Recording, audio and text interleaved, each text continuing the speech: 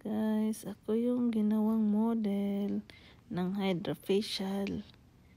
Ayan. Sinasabon niya. Kinakalat niya sa mukha. Scrub ng scrub. Tapos nilalagyan na naman ng mask. Yan. Lahat na, pati labi ko ngayon nilalagyan ng serum. Tsaka nahagod ng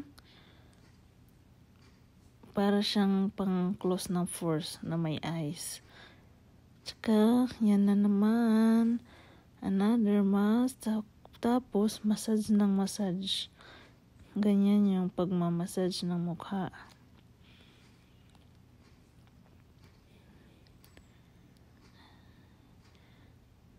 Ayan.